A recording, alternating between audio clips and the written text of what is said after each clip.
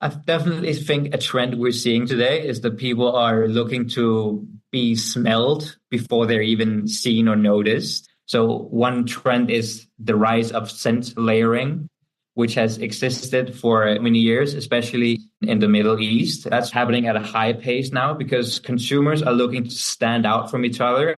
In 2021, the luxury and niche perfume market made up $2.4 billion, and it's estimated to be around $9.3 billion in 2031. So it's definitely an industry with a lot of growth. Social media is a big part of this. The influence of youth culture is big. It's also especially young people, but especially men driving this trend.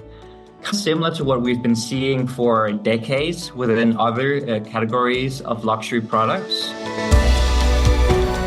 Welcome to Luxury on Air, where we explore the trends, innovations, and personalities defining and redefining the luxury industry.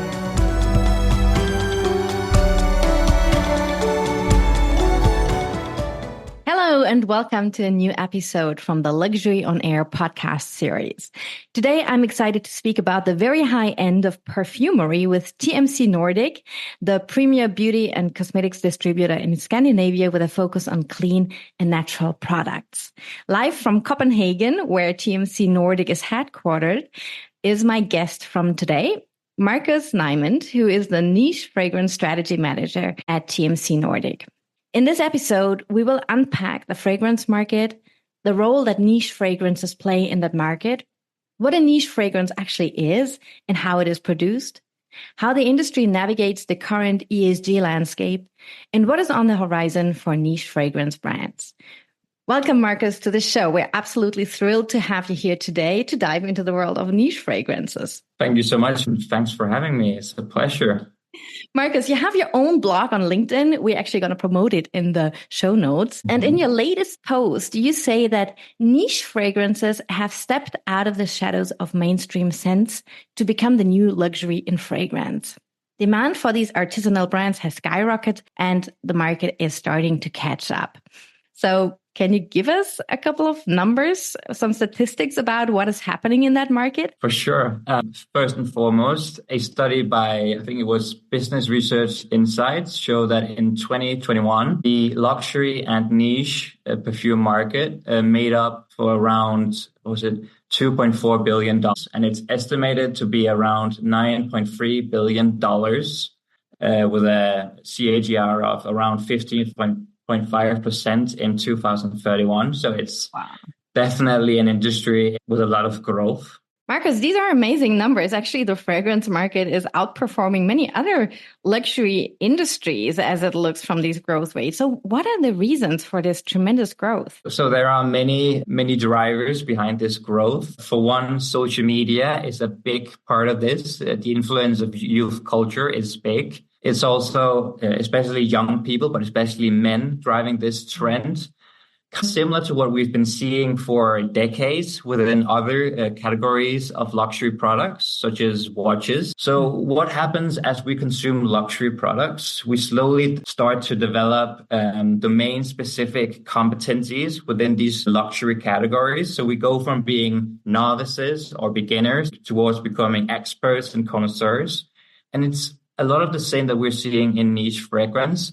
So people will develop Facebook groups dedicated around the interaction around fragrances. They will do anything to geek around this space, scrutinizing brands for the smallest details.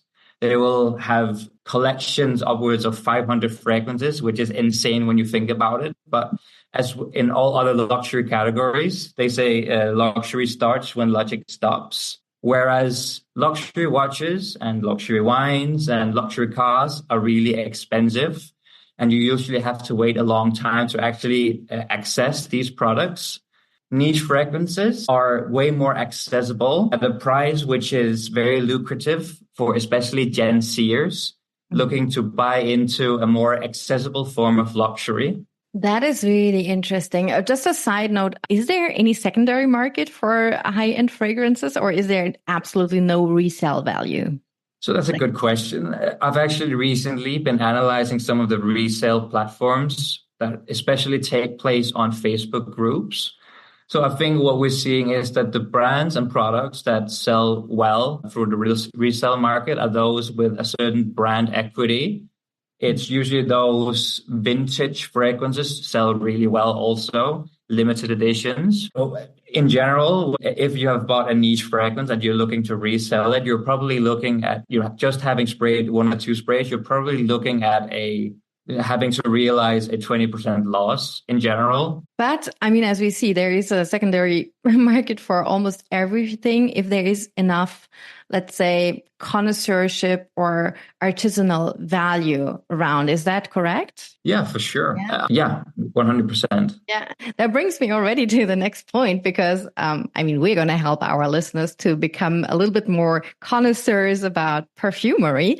Now, having the bigger picture, what is happening to the market and even some numbers, I think many people don't really know much about fragrances if they are not already aficionados or collectors or following those accounts on TikTok. So how can you define the term niche fragrance? And how does this category actually differ from other fragrance categories? When you look at the market or when you go to the department stores, there's hundreds, even thousands probably of brands. And what is the difference and what makes a niche fragrance? So the niche fragrance space and its definition is definitely something that's really polarizing in terms of what people think, be it consumers or business insiders. So I think the definition of niche that most people are familiar with is that of being very selective, having an independent ownership, it's the artisanship and all of these things. However, the niche fragrance label, so to say, has been stretched a lot recently and have almost become an umbrella term encapsulating a lot of different brands in this space. The easiest way of understanding what niche fragrance is and how it's different from other categories of perfumery. So I like to visualize it as part of a pyramid, where at the bottom you'll have premium brands, so brands defined by a close relationship between price and quality. Mm-hmm. This could be your Paco Rabanne and others, so more accessible fragrances, yet still sort of high quality. Then you move one step off of the pyramid and you'll have the luxury fragrances. So the association with the brand, the borrowed halo effect. And when trying to understand how luxury differs from niche fragrances is when you look at the brand structures. So luxury brands are luxury and fashion houses. And to these brands, often fragrance will only act as a entry-level product. So a way in which consumers that aren't able to afford a Birkin bag or what might have you, an expensive item from Cleveland Novels, they'll be able to instead buy a very accessible fragrance. And then, hopefully one day they'll also be dreaming of and buying the Birkin bag or what might have you, the hero product. This industry, the fragrance industry, has been dominated by luxury brands for so long, where they were never really so much challenged. And so they were never really so focused and keen on really innovating and changing this space. Mm-hmm. And when you're aiming to reach out to a broader consumer base, you're not going to try and reinvent the wheel, just the opposite. Instead, you're probably trying to create fragrances that are mass appealing, easy to understand, many times are also often licensed to third parties. There are some big organizations that specialize around the production of perfumery, and many houses will go directly to them in the production of these fragrances. And then niche fragrances burst into the scene.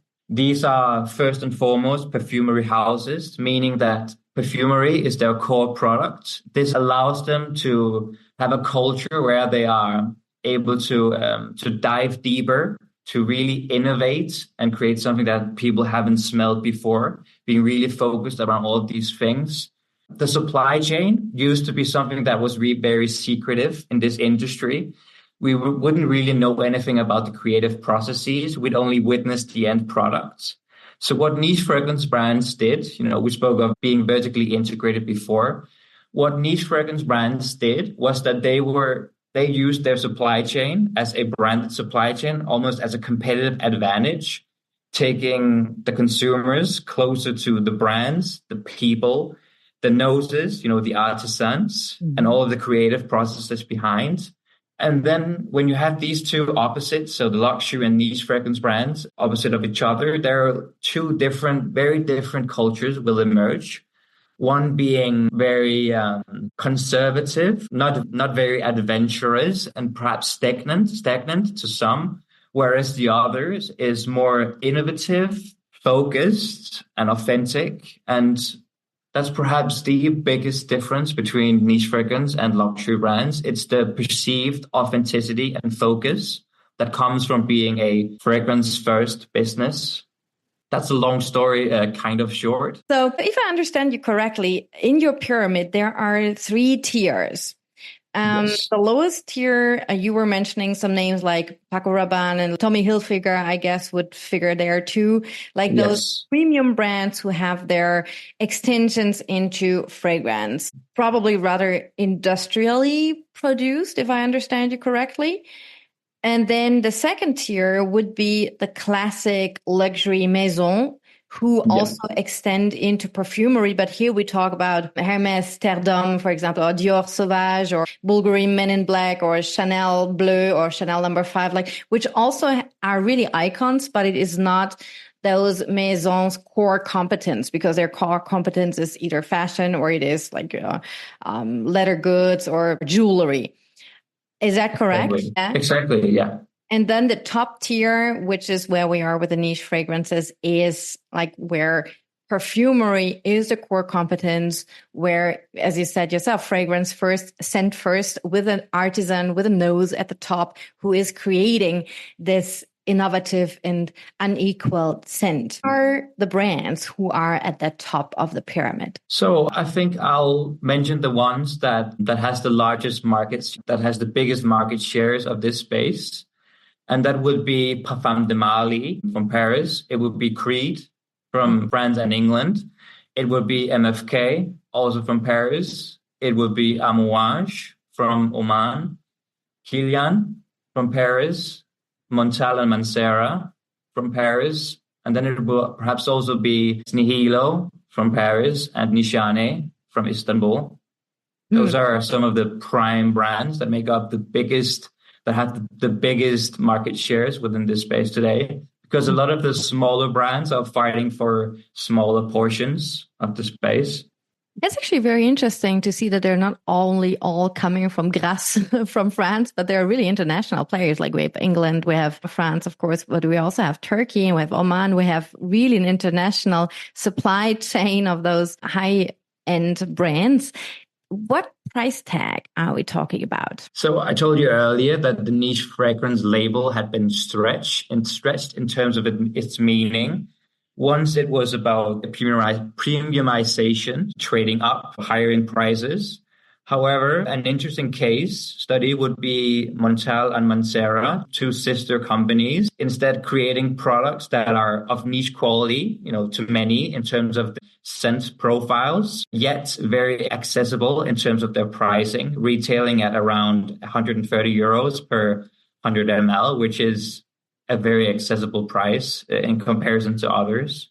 What is the exact price tag in terms of how much do I need to put on the table to buy an MFK 100 milliliter perfume, for example? Right. So then you'd be looking at least around $200 at least. And can it go up to, what is the maximum? Well, I mean, if we're looking at maximum, we'd probably be looking at something like Roja, which is a very iconic niche fragrance brand founded by perhaps one of the most renowned perfumers in the world of perfumery, Roger Dove. So obviously some brands create some more bespoke creations that we'll never know the retail price of. However, we do know that there are some Roger fragrances in retail with prices upwards of, I think it's 4,000 euros. Oh, that can be a watch already. And when you talk about where do we get these fragrances? I mean, I think Creed, I already found in Douglas, which I was astonished about it because I thought high-end fragrances are only to be found in high-end outlets. But what is the retail network for these niche fragrances? Good question. So to echo what you're saying, we're also seeing them in Galeries, Lafayette, Harrods, Neiman Marcus, La Rinascente, Selfridges. I can't think of any department stores out there that don't have niche fragrances for retail. So many brands, ideally, if they could have anything they wanted, they would prefer to be in either the very prestigious luxury department stores with the right space and presentation. It would be through specialized stores, and there are many around the world.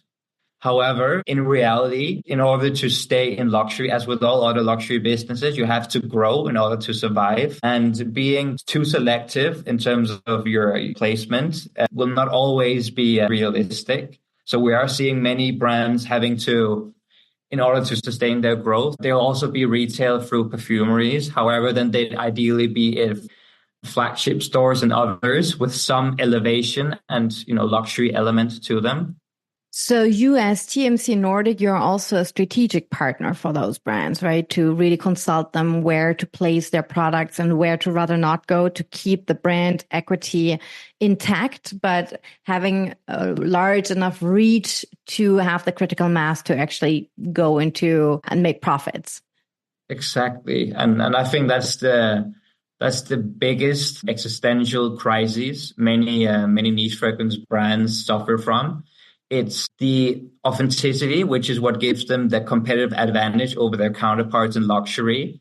It's not only their biggest competitive advantage, it's also a promise. And there seems to be this, until a certain point, there is this paradoxical relationship between growth and authenticity, which is a balance that many brands are struggling to find. Yeah, that is a wonderful topic to talk about because, the artisanry that comes with it is oftentimes very much rooted in a non-commercial interest, right? But really in the passion of the creator. And as soon as you can see that the commercial interest becomes too obvious, that oftentimes the authenticity part suffers, which leads us to the topic of the artisanry. And you said it is the competitive advantage of those niche fragrances. But what is that artisanry? Can you walk us through the end-to production process of this precious liquid? Of course.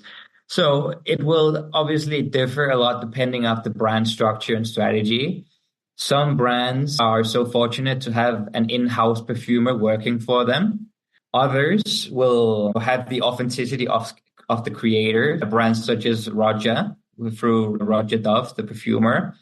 Most brands, however, will be working with some of the bigger organizations. This could be Firmenich, Givaudan, Simrise, IFF, Maine, and Robertet. These organizations, usually it will happen through a process of a brand has an idea or a brief, which they will go to whichever big institution, where there will be a perfumer, a fragrance evaluator, all of these things that goes through the production of producing these fragrances. However, in terms of the artisanship and the process here, I think what would be most valuable would perhaps be if I highlighted a case study with Creed, because that's the one I'm the most familiar with. So Creed, the House of Creed is a 264-year-old brand, one of the oldest and biggest heritage brands out there within perfumery. And they are much known for their production processes, very close to the art of millésime, which is, like fine wine. And we know that when the two owners of Creed, so Irvin and Olivier, are known to travel around the world, picking out the ingredients of the highest quality, so grade 1A ingredients. And when they carefully source these ingredients, they will usually hand pick them. They will transport them through containers at a certain temperature to keep them stable, the plants and ingredients. And when they get to the factories in Paris, these ingredients will then be be extracted. They will be hand weighed, blended, and put into these big oil containers where they will macerate for a given period. Oftentimes, people will be very surprised about how long these maceration processes are happening. It's crazy how extensive these things are. Afterwards, when they're done macerating, they will be hand filtered and extracted. And then through very special infusion techniques. They will be handcrafted by one of their perfumers. In this case, it will be Olivier Creed. And then finally, they will be hand poured into the pochette glasses and handcrafted. So that's one example of the artisanship behind Creed, which they are very proud of. Wow, that sounds like champagne for the skin, right? Yeah. In the production process. Is there any regulation about the production process as there is for champagne, for example? Or is that just how the house defines it for itself? So obviously there are many regulations, especially in entering new markets. There are the IFF, for example. So we do see oftentimes when brands have discontinued fragrances, it will be for different reasons because there is so much regulation in this space that brands have to comply with. I will come back to the regulation part a little bit later again, but before we get there, I would like to also know a little bit more about ingredients, because you were saying the ingredient sourcing is a really important part and it can be a very special part, creating the unique selling proposition probably also. But what are those ingredients? So there are many, but I think, when talking about niche fragrance, I think it's the most important to highlight those that has the biggest contribution to the symbolic value and storytelling that is so unique to niche fragrances. And among some of these ingredients, I can never help but to talk about ambergris, which is also known as floating gold, and which is also one of the key pillars in terms of the ingredients of the House of Creed. So there's a really unique and fun story to ambergris, which is one of the most iconic and expensive ingredients in the world. We know that ambergris is something that comes from whale poo, which it sounds crazy, but it's true. It comes from whale poo. And as this whale poo comes to the surface and ends up on beaches somewhere, as it matures, it becomes this big, almost like a rock textured thing, which after you let it macerate in some different alcohols, it will be such a strong and potent ingredient, which allows for fragrances to have even higher longevity and all of these things that you are looking for when sourcing ingredients, which it's a really funny story. And I'll give you one more. I love it, but just wait, because our listeners, they really have to listen closely, because as soon as you know these anecdotes, you are a real expert in perfumery. So what's the other one? So the other one is musk. And musk is perhaps the most commonly seen note in terms of base notes. So the notes that you usually be able to smell as your perfume nears its end in terms of what you're able to smell. Musk used to sell on the gray market for around 45,000 euros per kilo, and required the killing and use of around 160 male deers in order to produce. Musk is something that was extracted from the scent glands or the pineal glands of male musk deer, which, it's a crazy story, but it's true. However, obviously, this is nowhere near ethical or anything that anyone can read. It's very unethical. So now there is a synthetic version of this ingredient, thankfully. That's interesting. So it looks like we are, as humans, a little bit also drawn to, if I may say, dirty scents. Or what is the story behind why would you put these kind of scents into a perfume? Yeah, so I definitely think a trend we're seeing today is that people are looking to be smelled before they're even seen or noticed, which is really interesting.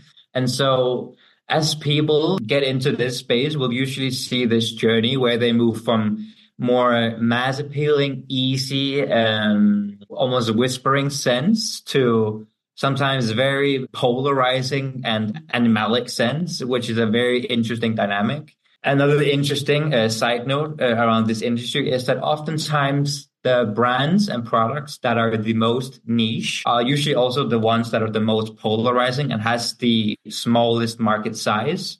So oftentimes what we're seeing is that the connoisseurs will usually never agree with the regular consumer in terms of what are the best fragrances, because they'll usually wouldn't have had the experience and seasonality, the connoisseurship to really understand and comprehend these really unique and polarizing scents, which is an interesting dynamic. That makes me think of, I don't know whether you have seen the documentary about Halston on Netflix, where there is episode where he talks about how he created his first scent. And the perfumer asks him, bring some ingredients that he would like to see in the perfume. And actually what he brings, apart from some nice flowers and some vanilla scent and whatever, he brings the underwear of his boyfriend. Actually finds a genius, because she said that is exactly that thing that was missing in the perfume to make it perfect. So again, here, that is this dirty scent that somehow is in the notes of a perfume. And it seems there are also different layers in a perfume that develop over time. So can you maybe develop that a little bit? Yeah, fun story. I've also heard, there's a lot of focus in the luxury industry in general on, the ultra high net worth individuals. And what's unique about the fragrance industry is that usually these people won't go, at least the ones that are looking for these extraordinary products, they usually won't go through retail, but they will go directly to perfumers. Or brands that have in-house perfumers. I've heard of some really almost disturbing and weird wishes of bespoke creations that these people have wanted. One being the smell of a baby's feet. So I can definitely, the dirty underwear one doesn't surprise me. It's crazy. All right, be ready, because I'm going to ask you such a question at the end of our podcast. But we're going to move on to one more aspect that is very dear to us in our podcast. It is how the brands or the industries that we have as guests here on the podcast, how they are tackling the ESG aspect. And you were mentioning a couple of things that also the fragrance and perfumery industry has seen a couple of ethical challenges, maybe also environmental challenges, because they are dealing with natural ingredients, right? So how does the industry contribute, or at least tackle, the environmental and social responsibility efforts? Yeah, so I think, what we're seeing in the luxury industry is that this almost redefinition of exclusivity now also being about inclusivity, personalization, and timelessness. Earlier, I told you about the biggest difference between luxury and niche is their perceived authenticity. And, it's not only their biggest competitive advantage, but it's also a promise which is kept through their transparency about how their products come to be, which is so unique to the industry. So so what we're seeing is there is so much more transparency about the supply chain, the ethical sourcing, the ethical standards and compliance. All of these things are very much highlighted, and it's also influencing the rest of the industry in general. Sustainable packaging is a big thing I'm seeing pretty much every brand trying to live up to. Carbon footprints. I see many brands are moving their production back in-house, so to themselves. Refillable products is also big. A brand such as by Kilian Paris is big on the refillables. Refillables essentially are just perfumes that you are able to refill so that they won't be sitting on some shelf or, have to go up through other cycles of waste. Limited editions is also big in niche perfumery. And obviously it's quality over quantity. At least that's what it started off by being. And that's why so many consumers are so captivated by this industry.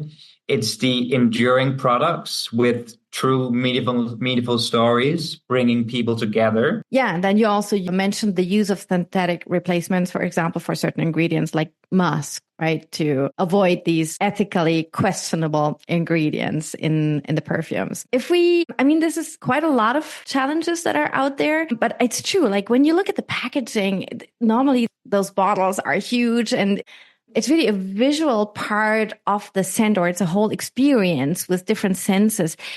Do you see any feedback from the customers that they have negative feedbacks on cutting down on the packaging? Because I always thought that is part of the whole experience.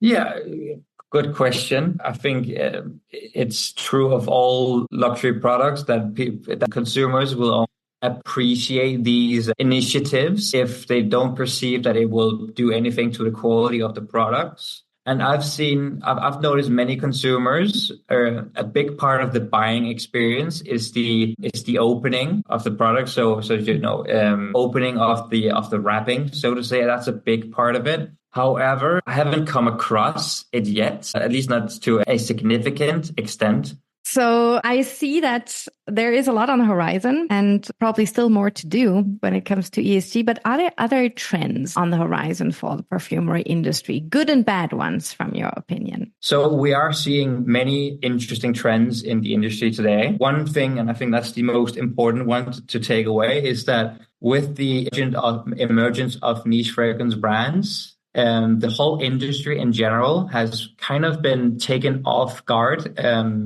Especially the luxury brands being kind of somewhat exposed of having very little substance. So now we're seeing a lot of brands trying to catch up, which only will benefit the consumers, this competition. I think that as niche fragrance brands grow and become even bigger, I think it's inevitable that the lines between niche and luxury will continue to blur. I think as niche fragrance brands are so hard to replicate, I've experienced so many, on the retail, producer and distributor level trying to replicate some of these magic from niche fragrance brands. And it's a very steep climb. And so what we're seeing is today a frenzy of mergers and acquisitions with the likes of LVMH, Caring Beauty, Coty, and others buying into this space because this authenticity is so hard to replicate. However, you are able to buy it. And it's very expensive to stay luxurious and to stay relevant. And so oftentimes, many of these niche fragrance brands actually have to rely on a so to say sugar daddy in order to sustain this. As I alluded to earlier, this is a fine line that many brands walk between growing and remaining authentic. That's going to be very important. On a consumer level, I think we're witnessing a decentralized era of luxury consensus. Whether a product and brand is deemed good and desirable is no longer decided by the brands, but by the consumers. And so also the brand consumer relationships are changing. And we're also seeing a lot of consumers challenging the old dogmas of fragrance and what it's meant to be. So one trend is the rise of scent layering, which has existed for God knows how many years, especially in the Middle East. That's really something that's happening at a high pace now because consumers are looking to stand out from each other and to signal to others their sophistication and values and knowledge. One thing of having something that is unique to you is to do something which was never meant to happen, which was to combine two pieces that was, each was made as one single piece of art and try to as part of almost an alchemy to mix the two. It has become, one of the biggest flexes, so to say, of your ability and knowledge within this space. Oh, wow. That's interesting. Marcus, we could go on with so many fascinating questions. I learned tremendously much, the industry, and I guess our listeners too. And I think it is absolutely fascinating what you have done as your own research about this industry, which you also generously share on your blog. Before we come to the end, I would like to close on a personal note. And I previewed you of this question already. Can you share a favorite personal memory, how you would translate it into a scent? The brand and the fragrance that I'll always proudly showcase to everyone, though there are many, but one in particular, one called Sol Salgado from Thomas de Monaco, which is a fragrance that is so refined and whisperingly luxurious. This fragrance, I think the reason why it really resonates with me is because I love being in Spain, walking by the ocean in Spain. And Sol Salgado is inspired by the scent and feeling of being on the beach with sun-kissed skin, enjoying the sunset. And I think this is just a fragrance which really resonates with me on an emotional level. So that's one I'd have to highlight. That's beautiful. Thank you for sharing these unique and also very personal insights and some fun facts that showcase now our expertise if we start talking about perfumes to our friends and family. As you said, there is a growing number of people who not only have fandom, but really connoisseurship. And I can only invite our listeners to dig deeper into this, especially also with Marcus Nymand's blog on LinkedIn that we will share in the show notes. Thank you so much and speak to you very soon, Marcus. Bye-bye. Thank you so much. Pleasure. Thank you for listening to Luxury on Air with Corinne Seghetti and Felicitas Morhart. This podcast is provided to you by Deloitte Switzerland and the Swiss Center for Luxury Research. If you've enjoyed this episode, you can leave us a 5-star review. If you're keen to stay up to date on what's trending in the luxury industry, don't forget to subscribe. As always, you can find more information about the current episode in the show notes. We wish you all the best. Until next time.